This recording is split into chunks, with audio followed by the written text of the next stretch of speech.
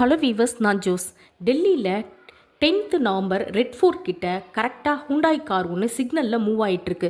இதுக்கு பக்கத்தில் ஒரு மெட்ரோ ஸ்டேஷனும் இருக்குது. இந்த கார் மூவ் ஆகிட்டே இருக்கும்போது சடனாக பார்த்தீங்கன்னா ஒரு 6:50 PM இருக்கும். அந்த கார் செம்ம சவுண்டாக வெடிக்குது.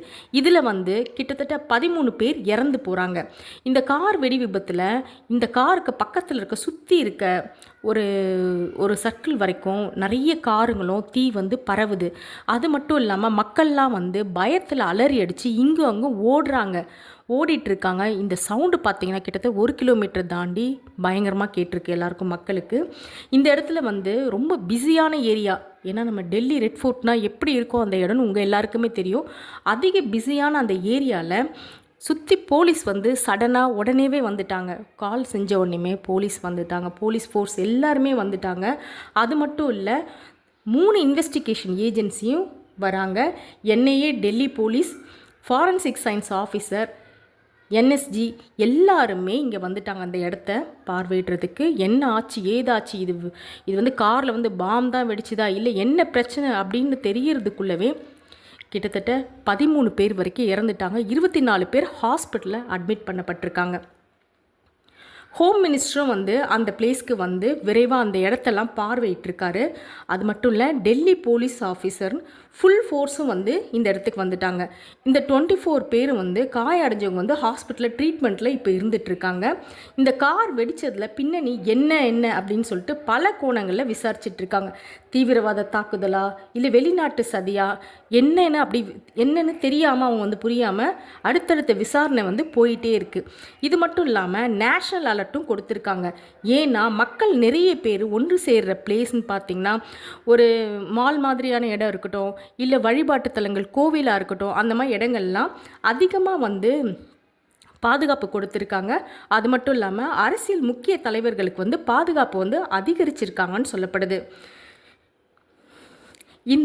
இந்த வெடி விபத்தை பற்றி நம்ம இந்திய பிரைம் மினிஸ்டர் அவர்கள் இந்த தாக்குதலுக்கு பின்னாடி இருக்கிறவங்க ஒருத்தரை கூட விடக்கூடாது அப்படின்னு சொல்லியிருக்காரு.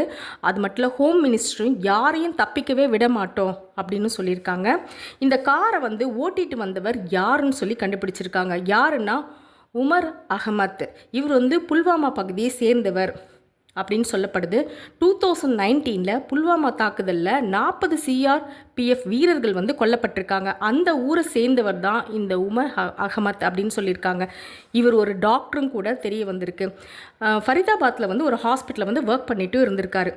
இவங்க பார்த்திங்கன்னா டெலிகிராம் மூலமாக ஒரு குரூப்பை க்ரியேட் செஞ்சு அதில் தான் இப்படிப்பட்ட பிளான்ஸ்லாம் அவங்க எக்ஸிக்யூட் பண்ணுறதுக்காக போட்டிருக்காங்க.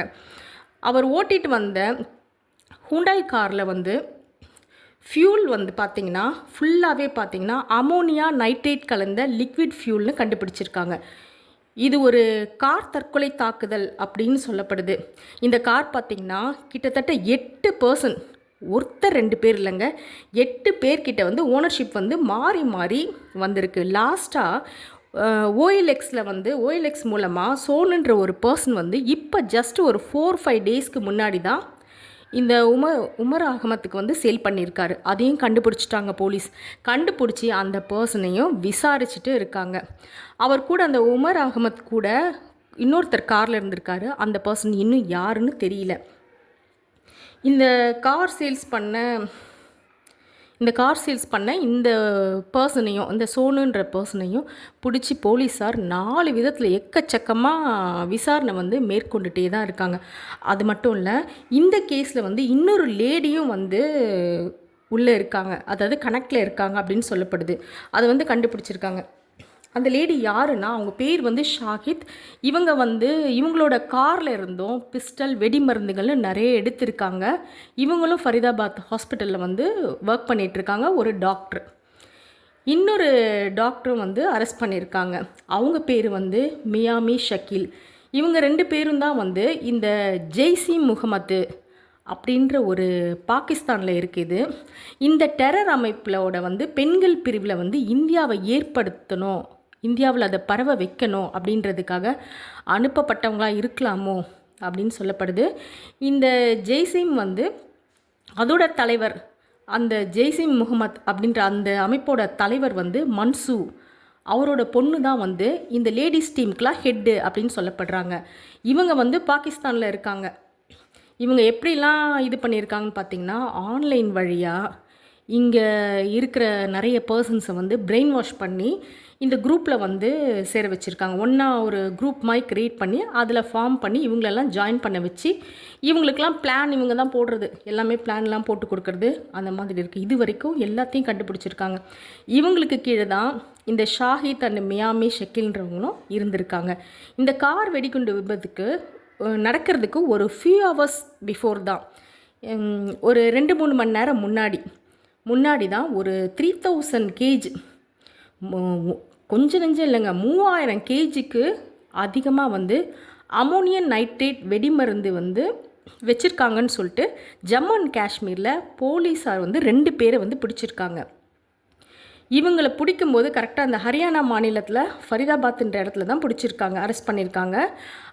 அது நடந்து ஒரு நெக்ஸ்ட்டு ஒரு 2 ஹவர்ஸ்லேயே, நடந்து ஒரு 2 மணி நேரத்துலேயே டெல்லி ரெட் ஃபோர்ட்டில் வந்து இந்த கார் வெடிகுண்டு விபத்து வந்து நடந்திருக்கு. இது பார்த்திங்கன்னா இது 2 விஷயமும் ஒன்றுக்கு ஒன்று கனெக்ட் இருக்கா அப்படின்ற கோணத்துலேயும் போலீஸார் வந்து தீவிரமாக விசாரணை பண்ணிகிட்ருக்காங்க. இது வரைக்கும் ஒரு 10 பேர்கிட்ட அரெஸ்ட் பண்ணியிருக்காங்க. முகமது சல்மான், தாஹிர் அஹ்மத், அமீர் ரசிக் இவங்கெல்லாம் ஒன்றா சேர்ந்து ஒரு ஒயிட் காலர்னு ஒரு டெலகிராமை வந்து குரூப் மாதிரி ஃபார்ம் செஞ்சு எல்லாரையும் அதில் ஒன்றா சேர்த்துருக்காங்க. வெல் எஜுகேட்டட் அண்ட் டாக்டர்ஸ் வேறு. டாக்டருங்களாம் பார்த்திங்கன்னா எப்படியாவது ஒரு உயிரை வந்து காப்பாற்றணும் அப்படின்னு நினைப்பாங்க. ஆனால் இப்படிப்பட்ட வேலை பார்க்குறதுக்கு எதுக்கு டாக்டருக்கு படித்தாங்க இவங்களான்னு தெரியல. இதில் பார்த்திங்கன்னா NIA, Delhi police, Jammu and Kashmir police இவங்க எல்லாரும் ஒன்றா சேர்ந்து இன்னும் தீவிரமான விசாரணையை வந்து செஞ்சிட்ருக்காங்க. பிரைம் மினிஸ்டர் வந்து தலைமையில் வந்து ஒரு சின்ன ஒரு அதாவது ஒரு கூட்டம் மாதிரி ஒரு தலைமையில் ஏற்படுத்தி இந்த இன்சிடெண்ட் நடந்ததையும் எப்படிலாம் இனிமேல் சில விஷயங்களை தடுக்கலாம் இந்த மாதிரி இன்சிடெண்ட்லாம் அப்படின்றத பற்றியும் ஆலோசனைலாம் நடத்தியிருக்காங்க. இந்தியாவில் வந்து நிறைய தாக்குதல்கள் நடந்திருக்கு, இதுக்கு முன்னாடியே நடந்திருக்கு. ஆனால் இப்போ நடந்த இந்த தாக்குதல், இந்த டெல்லி ரெட் ஃபோர்ட்டில் நடந்த அந்த ஹூண்டாய் காரில் நடந்த இந்த பிளாஸ்ட் தாக்குதல் வந்து இதுக்கு பின்னாடி என்னென்ன பிரச்சனைகள் இருக்குது, யார் இருக்காங்க அப்படின்றத ஃபுல்லாக தீவிரமாக கண்டுபிடிக்கிறதுக்காக தான் ரொம்ப தீவிரமாக ஆலோசனை செஞ்சிட்ருக்காங்க. அதுக்கப்புறம் இங்கே பார்த்திங்கன்னா இறந்தவங்க 13 பேருக்கும் நம்மளுடைய ஆழ்ந்த இரங்கலை வந்து தெரிவிச்சுக்கிறோம். அது மட்டும் இல்லை, இப்போது ட்ரீட்மெண்ட்டில் இருக்கிற இந்த 24% இல்லாமல் இன்னும் எவ்வளோ பேர் ட்ரீட்மெண்ட்டில் இருக்காங்களோ அவங்களாம் சரியாகி நல்லபடியாக வீடு திரும்பணும் அப்படின்றதையும் நம்ம எல்லோரும் ஒரு ப்ரேயராக அவங்களுக்கு பண்ணணும். நெக்ஸ்ட் வீடியோவில் பார்க்கலாம். பை.